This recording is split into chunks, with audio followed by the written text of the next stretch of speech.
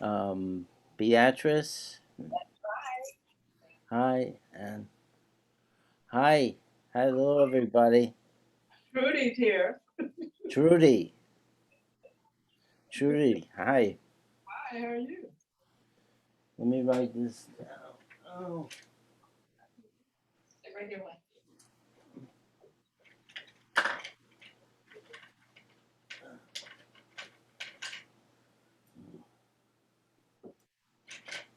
hmm. Okay, okay,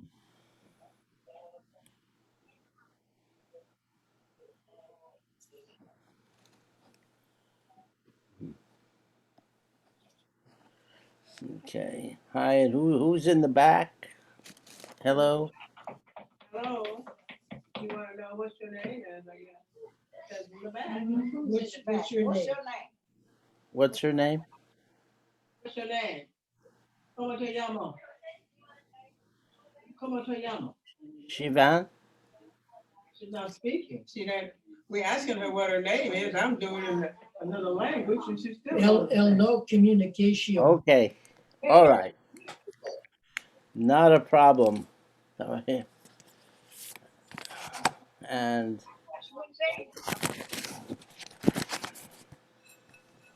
So what your name is, honey? You want to know your name. What is your name? Como te llamo? She don't understand that either. What is your name? Herminia. Oh, Herminia. Okay, Herminia. Oh, we have lots of people today. Great, great. Hi, good morning. Good morning. So we have a cloudy day. Wonderful cloudy day. We've had some rain. Isn't that wonderful? We've had the first real rain of the season, and all the trees and plants are rejoicing in the rain.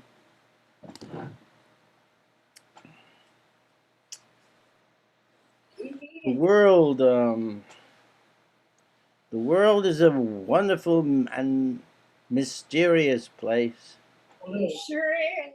right? We That's what keeps you alive. That's right. That's right. Thank you. Um, we are kept alive by the world. Hmm? The air that we breathe, the light in the room,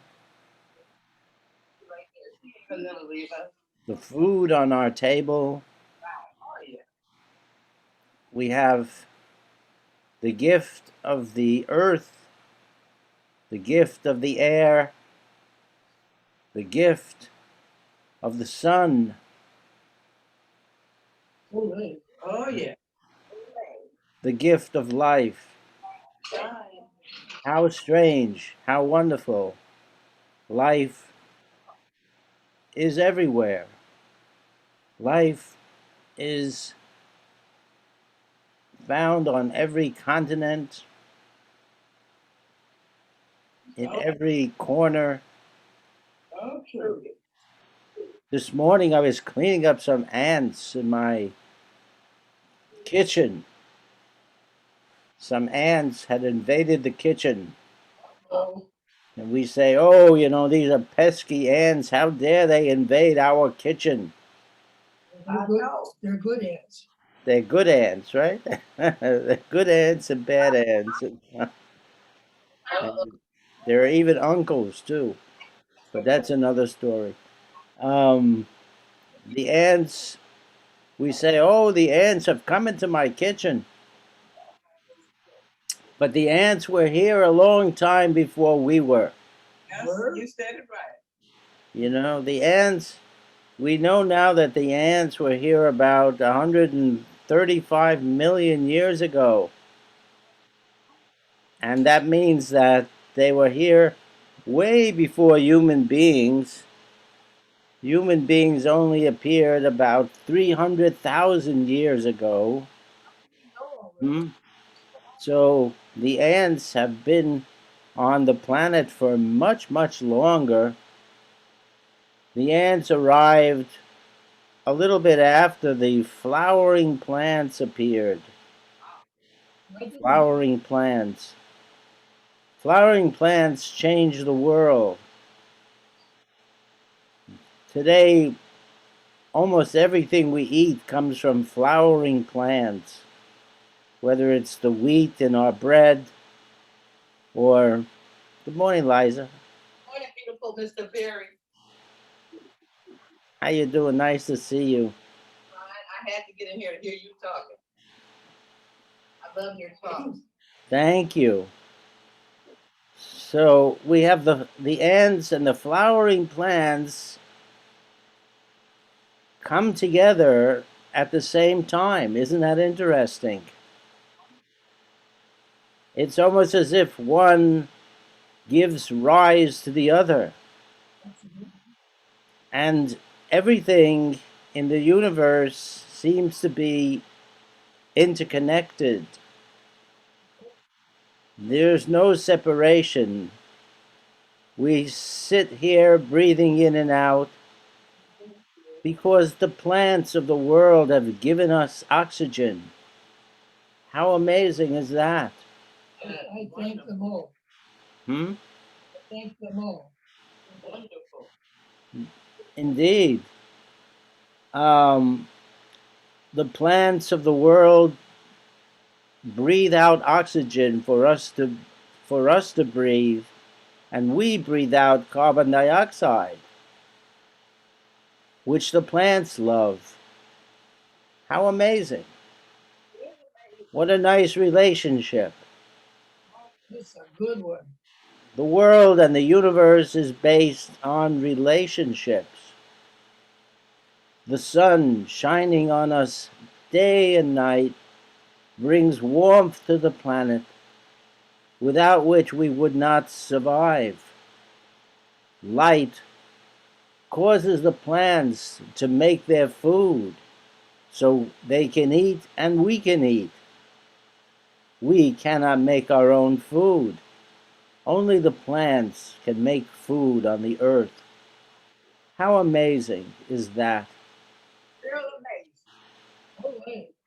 Everything around us we are surrounded by miracles and wonders. Each moment is a miracle. Each moment is a wonder. Every breath we take has in it the life of the universe, the oxygen that we need to create the energy in our body. Oxygen is a very special thing. Oh, yeah. Yeah, without it, we would not be able to exist. Some life can exist without oxygen. Some of the earliest life on the planet didn't need oxygen, and that's lucky because there was none. Oxygen only came much later when plants began to take water and carbon from the air and make sugar out of that. How amazing. We still don't know exactly how it's done, but we know a lot about it now. Plants use the ordinary stuff of the universe to make sugars. The sugars feed the plants, feed the animals of the world. The animals breathe out carbon, which the plants enjoy, and the plants give us oxygen. How nice, how wonderful. I'm going to read a little poem now. This is by Mary Oliver, my favorite poet. And she loved to observe nature. She loved to see the miracle of nature all around her. And we can too, right? We can all watch nature around us. A butterfly, even an ant, a dog, a cat, a child,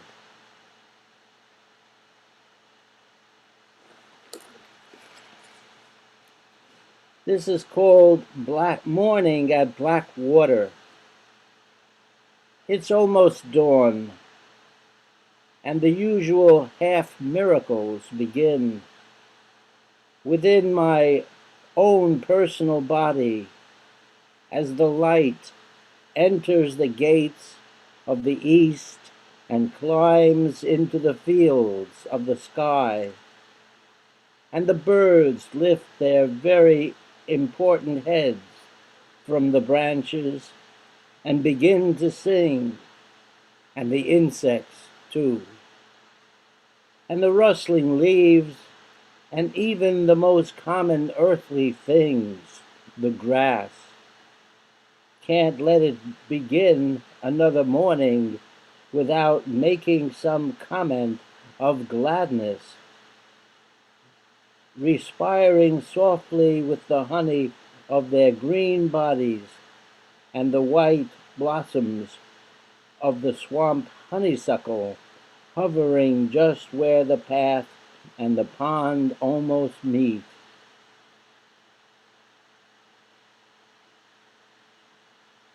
Such happiness, it enters the air as fragrance.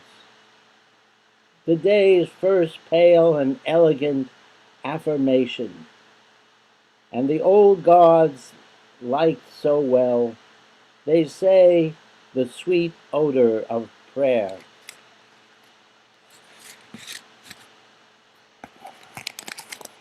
To Mary Oliver, the ordinary things were extraordinary, right? The light coming into the room.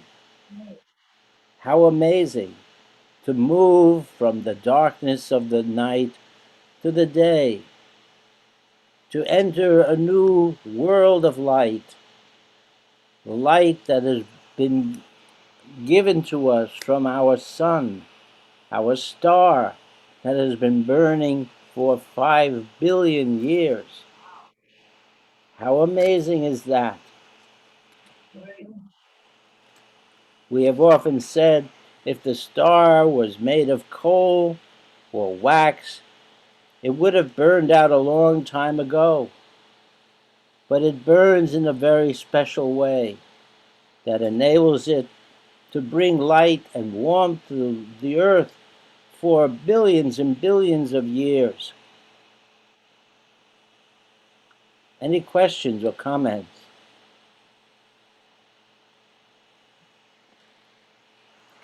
So the ants in my kitchen, the ants, they know about the light. They know about food. They can find food almost anywhere. Try to hide it. The ants will find it. Hmm? They've been doing that for millions and millions of years. They've got it down to a science. The ants live in a community where every ant has a particular job. Hmm? There are worker ants, there are soldier ants, there are ants that create the eggs for the colony, the queen ants, and they all live together doing the jobs that they were designed to do. Some ants are foragers. They go out of the nest and find food and locate that food and come back to the nest and tell the other ants where the food is. How do they do that? Right. What was spider? Because I saw a spider in my daughter's kitchen. Hmm? It,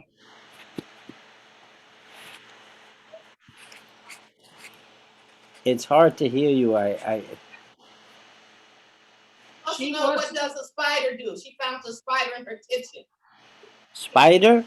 I Well, the spiders eat a lot of the pesky insects.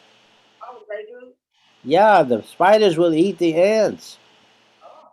and the spiders will eat flies. They'll eat mosquitoes, anything they can catch.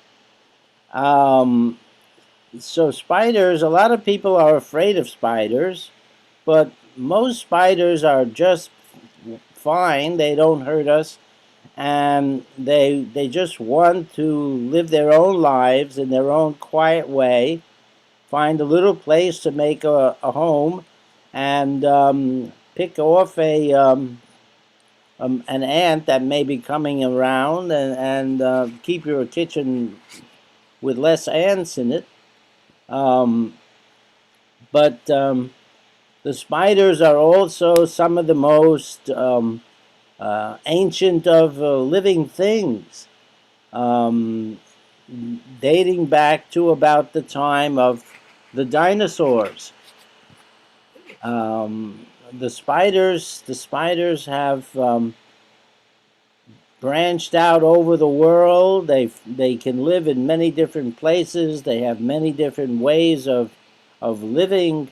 Some have nests, not nests, but some have webs of various kinds, and some don't have any webs at all. And some of those spiders are called hunting spiders.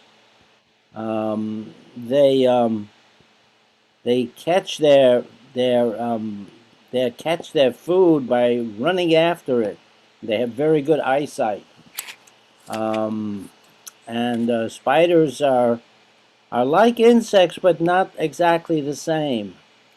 They don't have antennas, for example, and they only have two body main body parts, where insects have three. Spiders have 8 legs. Insects have six. So there are differences. Spiders generally put out silk, which is made into webs, and silk is not usually put out by insects, but there are some insects that, like moths, that make silk, and butterflies can make silk. Um, I should say moths make certain moths can make silk. Um, so there are some differences, but they look sort of similar. Um, any questions? I used to think that spider was What's that? spider was poison. Um, Spider was poison. Boy, some are dangerous to us, but mostly they don't go around stinging human beings. So if you see a spider and you Eat it. are You should. if you see a spider and you're uncomfortable with it, you can just take it outside, put it in a glass or something, and take it outside and let it run away. But most spiders are very good for us. They help keep down the insects. Otherwise, they'd be we'd up be up to our elbows in flies. Spiders build beautiful webs. Have you seen the web of an orb weaver spider, with its beautiful rays of silk, and circles of silk, and it's just a beautiful design. How does a spider ever build such a web without its parents teaching it how to do that? A baby spider will grow up without knowing how to build a web, and all of a sudden, at a certain time of its life, it starts to build a web, a very complex design. How is that possible?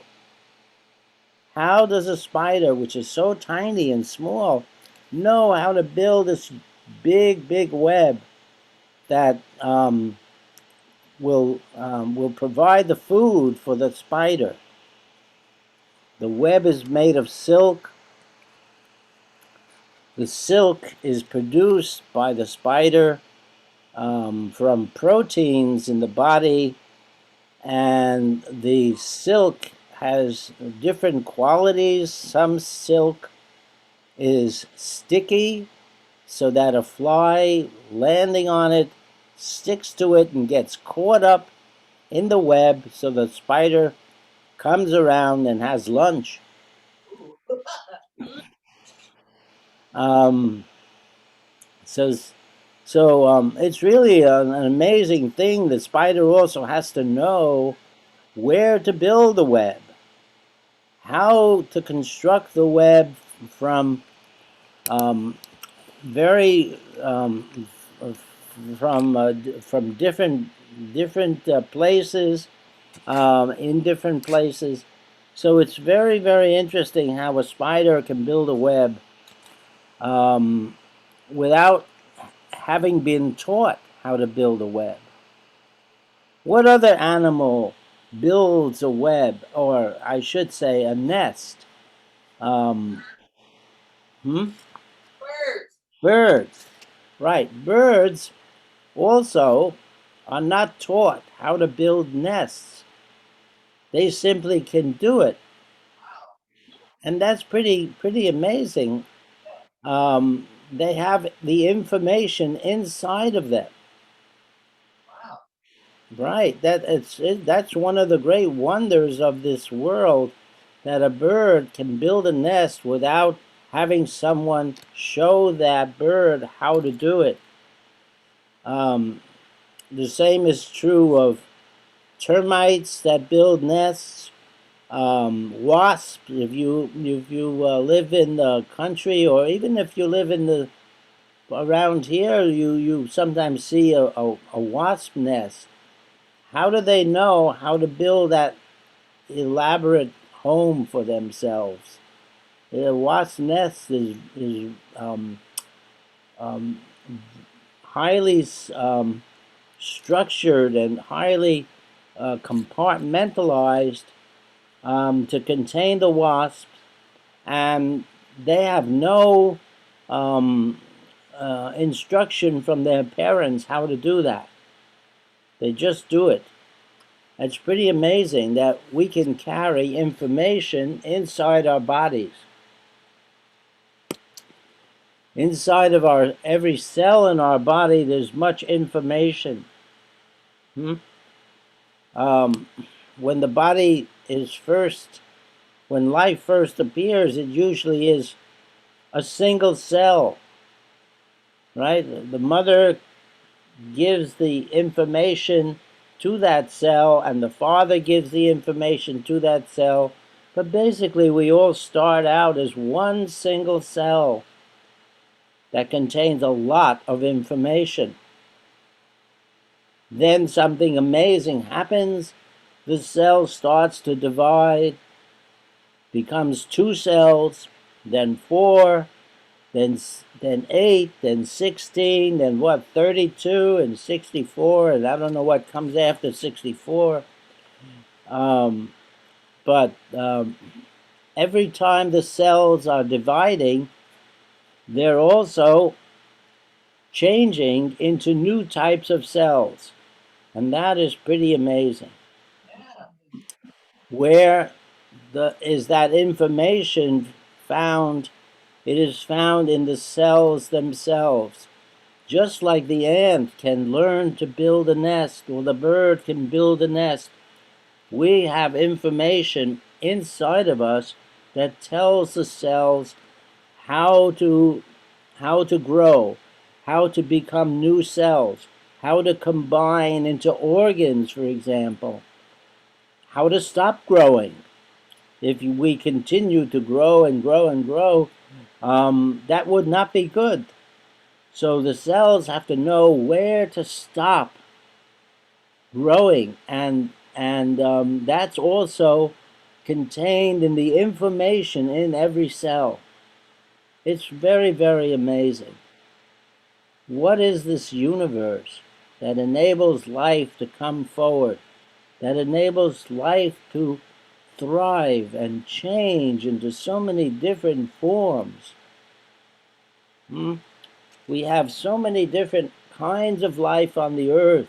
What kinds of life can you name that we have on the earth? Aquatic. Hmm? Aquatic. He said aquatic. What? I'm sorry. I Aquatic. can't hear. Aquatic.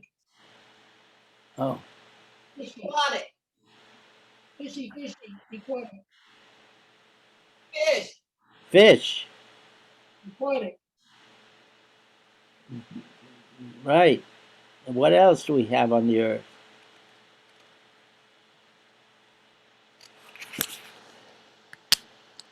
Plants. Sunshine. Mm-hmm. Plants. We have plants, animals. Leaves. We have birds. We have insects. We have spiders, which are a little different than insects. We have mushrooms. Mushrooms are a whole kind of life unto themselves. They're in a special class that are um, very very unusual and grow everywhere. We think mushrooms just come out after the rain or something, but mushrooms are always there under the ground as tiny hairs that look like roots. And these little hairs go for miles sometimes, and they entangle themselves in the roots of trees and plants, and they bring to those plants water and minerals. And in return, the trees and plants give the mushrooms or the fungi, they give them sugars and foods. It's amazing. It's totally amazing how the world works. Everything is interconnected.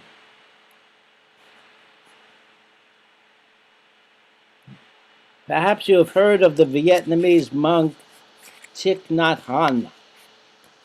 Thich Nhat Hanh was a very well known monk, especially during the Vietnam War, when he tried to create a peace during the Vietnam War.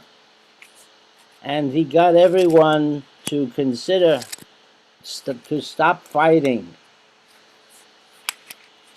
Thich Nhat Hanh believed that everything was interconnected. So if you had, say, a piece of paper, here's an envelope. If you had a piece of paper, in this paper you could find the whole universe.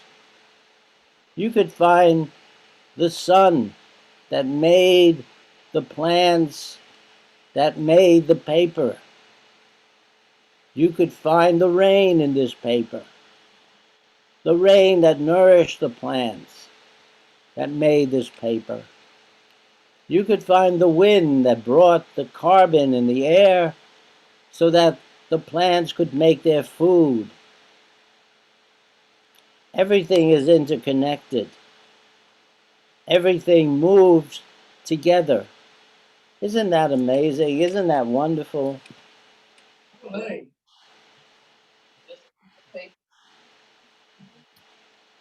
The whole universe is a mystery. Each moment is a mystery. How life came to be, how this planet came to be, how the sun appeared in the sky.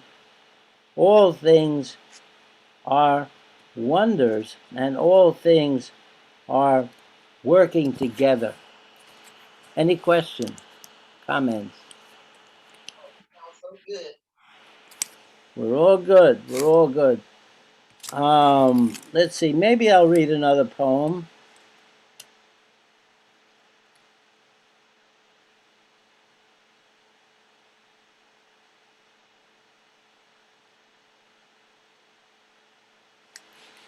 Here's a poem called "The Old Poets of China." Wherever I am, The world comes after me. It offers me its busyness. It does not believe that I do not want it. Now I understand why the old poets of China went so far and high into the mountains, then crept into the pale mist. Oh, isn't that wonderful? I'll read that again. Wherever I am, the world comes after me. It offers me its busyness. It does not believe that I do not want it. Now I understand why the old poets of China went so far and high into the mountains, then crept into the pale mist. Wow. So the world we live in today is full of busyness. Perhaps you may have been born in a different time, in a different place, acquired a place where you might have had chickens, or a cow, or some ducks, a place where you might have planted corn, or cotton, or beans, a place that did not have a television set. I remember growing up when I was very young, there was no television. Do you remember that? Yeah? Remember when there was no television? We, how amazing. Today we're surrounded not only by television, but computers and screens and phones and all kinds of gadgets that constantly are asking us to join in the busyness of the world. But many people, I'm sure maybe some people, some of you may have been born in a quieter time. Hmm? Maybe you lived out on a farm where the wind and the sun and the rain talk to you, where life grew and flourished, and you had your own chickens, and you had your own beans and your own corn, and life was quieter, and the sun was the clock. Hmm? The sun and the moon were the clocks. Yeah, I think it's interesting. I think, we live in a very special time when we are um, barraged with all sorts of news all the time. 24 hours a day, we have the news telling us what's going on in every part of the world. People did not live this way um, traditionally. People lived in much quieter ways, I think. We didn't know what was happening on the other side of the earth. Um, we didn't know if there was a war somewhere. Perhaps we learned about it later on. We lived by the seasons. We lived by the stars and the birds that flew across the sky at different times of the year. Hmm? The ripening of the crops, the the pushing out of the ground of the flowers, the bulbs, the plants, the trees blossoming. That was the clock we had. My grandparents lived in Russia on a little farm, perhaps, I think, and in a little village. They didn't have even a radio. or a telephone? How many remember when the telephone came into the house? Huh? Yes, yes. Was it a party line? Uh-huh. The telephone, the radio, the television, the computer, all these things are new to the world and have changed the world in many, many ways. What do you think? Was it better without the television, the telephone, the radio, or what do you think? We'll never know. It's good to have it all, okay? We'll never Good know, to have it all, huh? but we'll never know.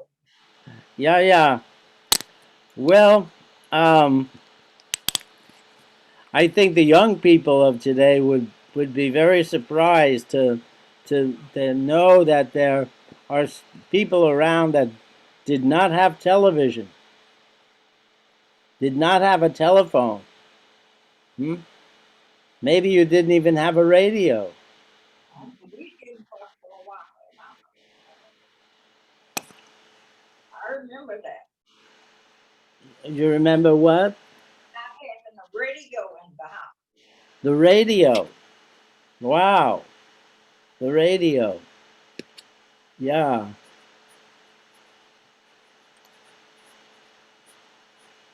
I remember my grandmother having this big radio that had a very big sound to it.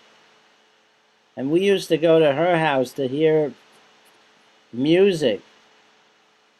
Um, it was interesting that people had these big, big radios that stood against a wall. Do you remember that? My grandmother had one like that. Okay, so anyway, the world has changed a lot. The world today is, you can find out anything you want on in the world. I mean, here I have, this is my little, my iPad, right? And this morning I wanted to know something about ants. So I just pressed the iPad and oh,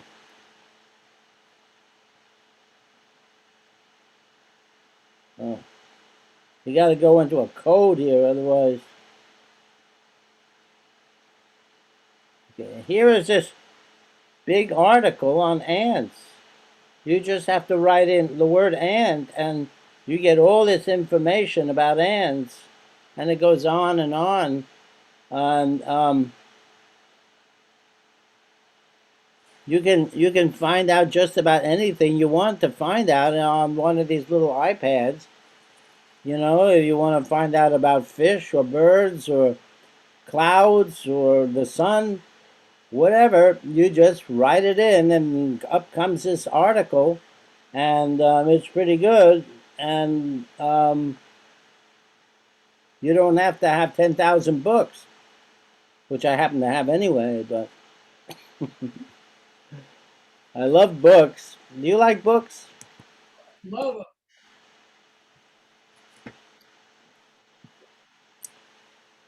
So we live in a world where we are surrounded by mystery, surrounded by wonder.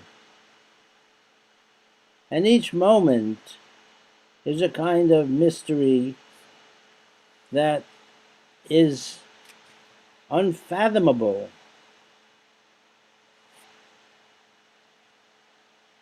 Within us is the whole universe. Within us is the depth of time. The universe is very old.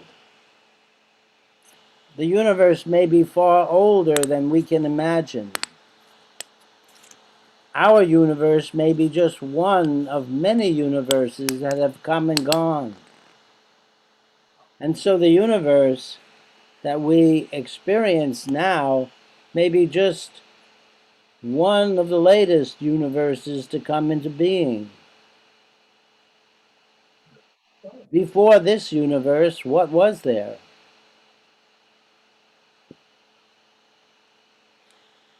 Was there another universe? How did this universe arise? How did it happen to have the right stuff so that it continued to grow and develop? In the beginning of time, we say there was something called the Big Bang. What is that? The Big Bang. It is the appearance of the universe, the appearance of matter, the appearance of atoms.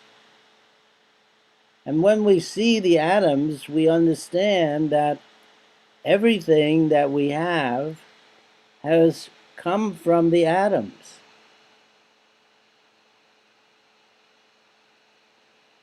What are atoms?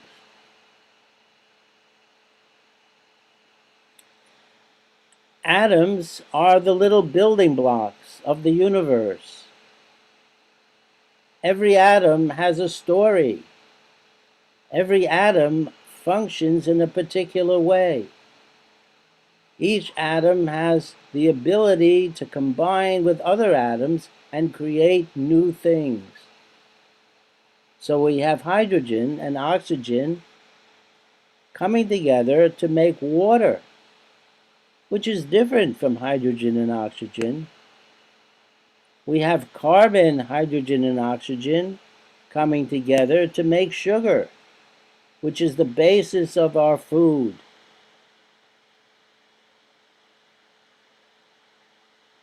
How is it that hydrogen, oxygen, and carbon make sugar? Or chlorine and sodium make salt? We need sugars, we need salts, we need the oxygen in our air, we need the nitrogen.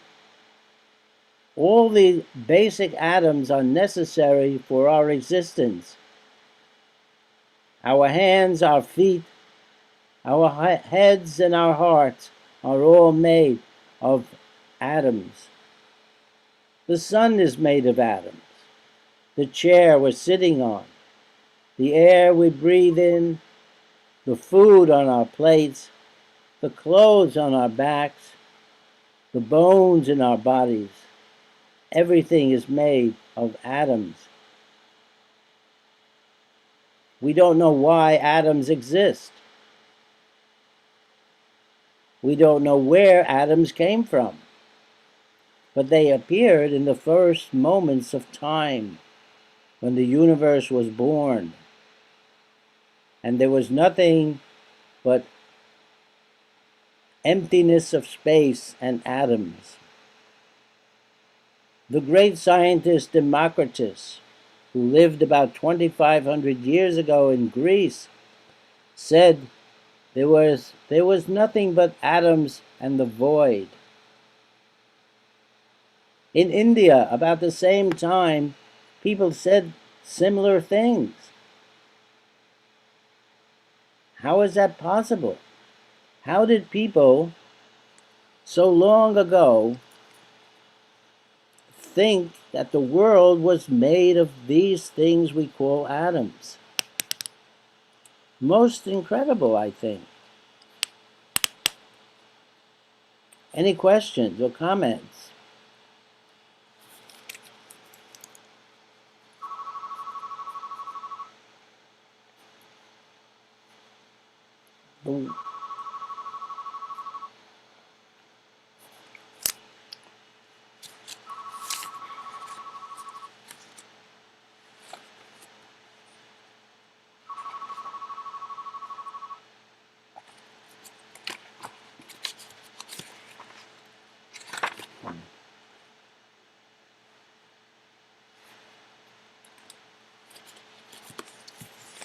Let me read some more from Mary Oliver.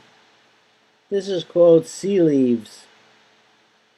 I walked beside the ocean, then turn and continue walking just beside the first berm. Berm is like a sand dune, I think. A few yards from the water, which is at half tide. Eventually, I find what I'm looking for, a plant, green, and with the flavor of raw salt, and leaves shaped like arrowheads.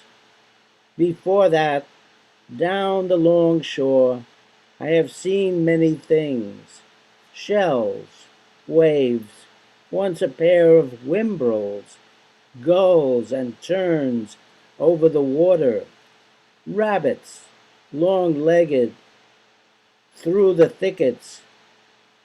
I kneel and pick among the green leaves, not taking all of any plant, but a few leaves from each, until my knapsack is filled. Keep your spinach, I'll have this. Then I stroll home. I cook the leaves briefly. I will eat some and put the rest into the freezer for winter.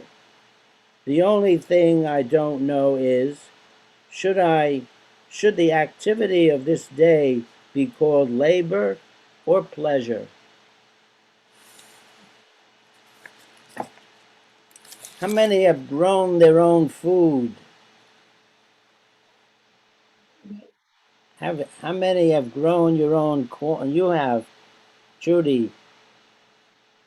Have you grown? How many have grown their own corn or wheat or beans or potatoes? Okay.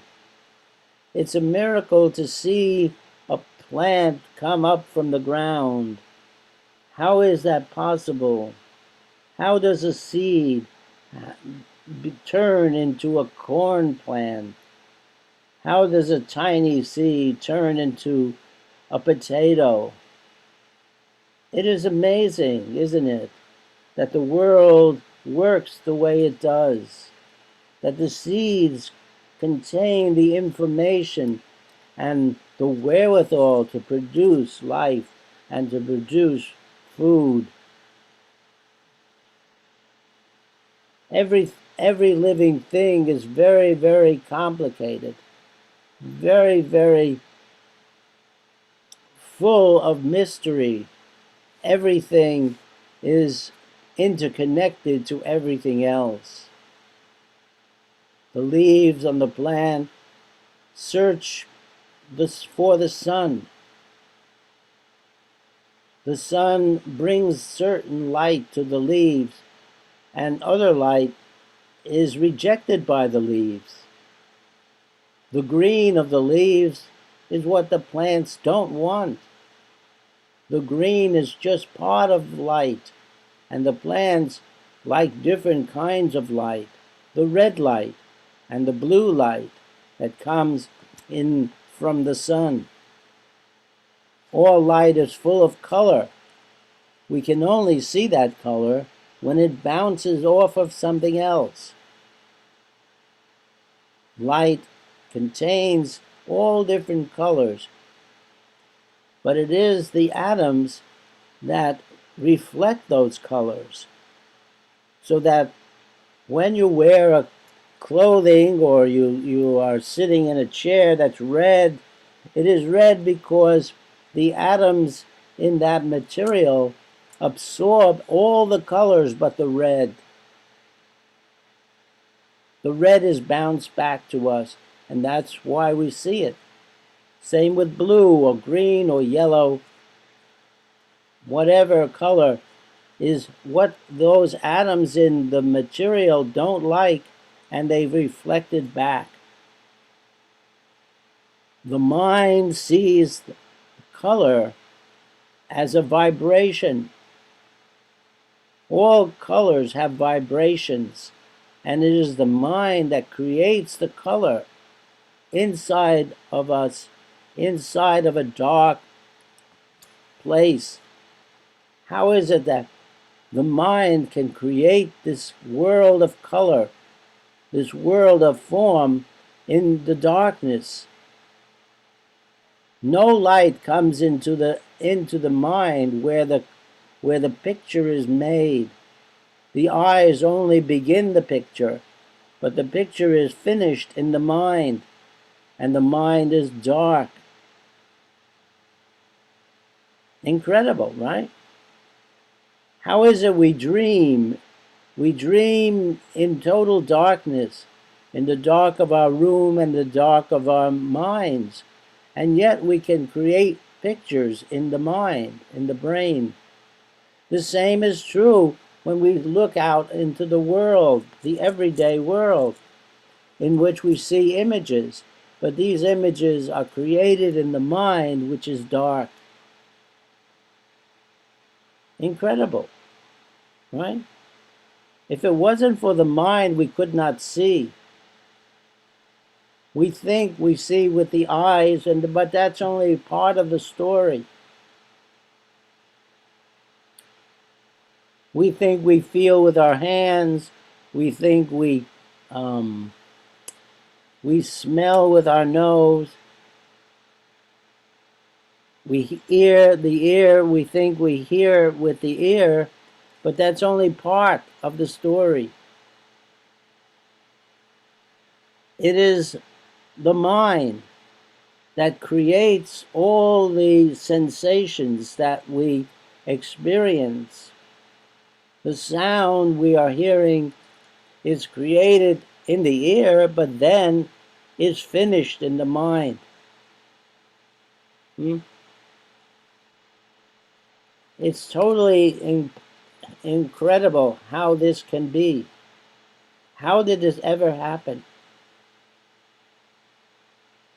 How did we go from hydrogen, the simplest atom, which was just about all of the universe, how did we go from that to the world we see around us today? One of my teachers said, how do we go from hydrogen gas to giraffes? The universe began as hydrogen gas and helium gas, that's all.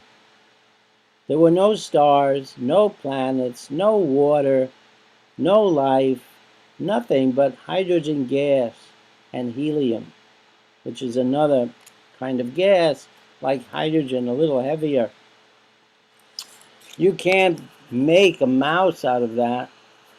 You can't make a tree or a plant. You can't make a butterfly. You can't even make water out of that.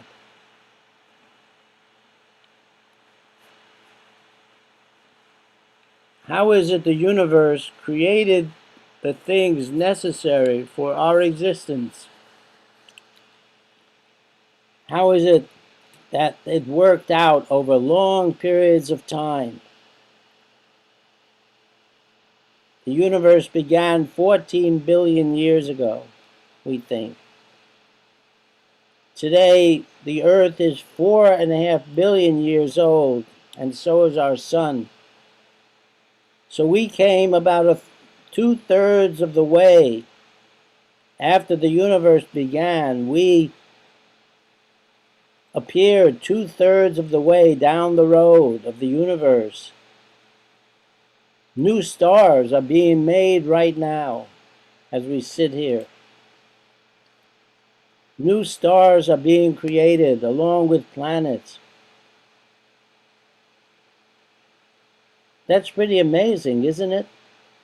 That the universe is continuing to produce new worlds, possibly new life. Do you think there's life out there in the universe? I think it is. Oh, yeah. Certainly. Yeah. Yeah, I mean, a lot of people today believe that there are other worlds with other living things on those worlds. Perhaps we will one day communicate with those other living beings. I hope we can one day see them. Hmm? I hope we can one day see. Yes, yes, indeed. And that day might come sooner than we think. Um, we are building telescopes that can see and hear into space. We can hear for any messages from other worlds. So it's an exciting time, I think, and it won't be long.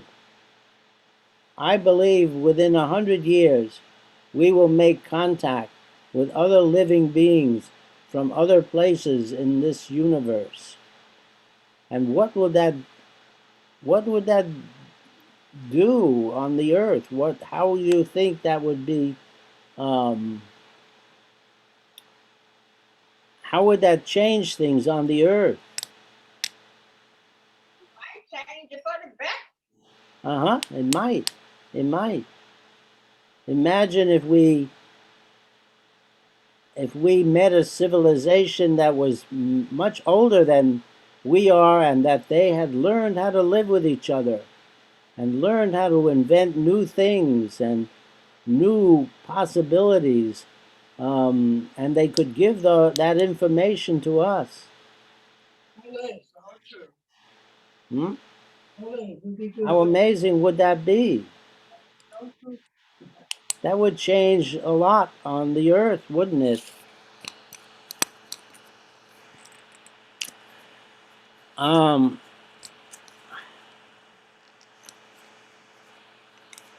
we've come to the end of the time frame. Um, any questions or comments? What is the meaning of life? What is the meaning of life? Yes. Did you? Yes? Did you say that? Right. That's a wonderful question. A huge question. Um, what is the meaning of life? What do you think? I think it's just here to be experienced for whatever it is. We take it very serious.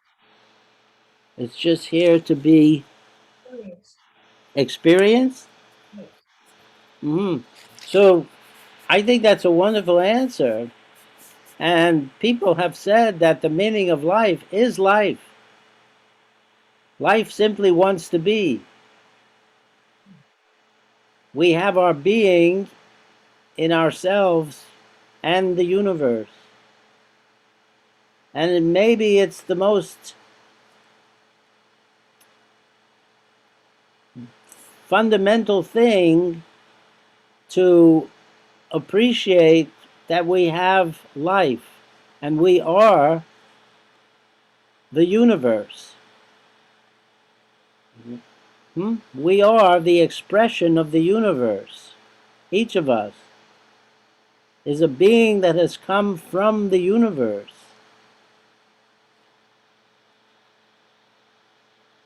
The universe that wants to be alive. Perhaps the universe is in some way alive. This is a very good discussion. We can continue with this discussion next time. Okay.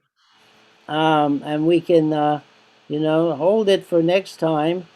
I think it's a great thing to talk about. Thank you very much, everybody. Thank you so much for being in class today. And I hope that you found it interesting, and I did. And I hope you will be here next week. And be well and have a great day. You as well. Thank you. Thank you very much. Take care. Bye. Bye bye now.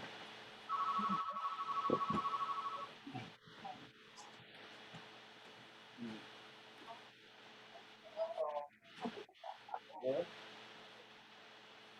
Hello?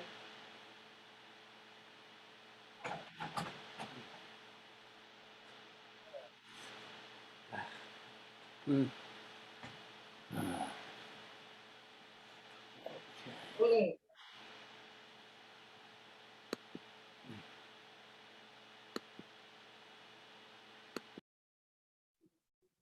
Hey guys.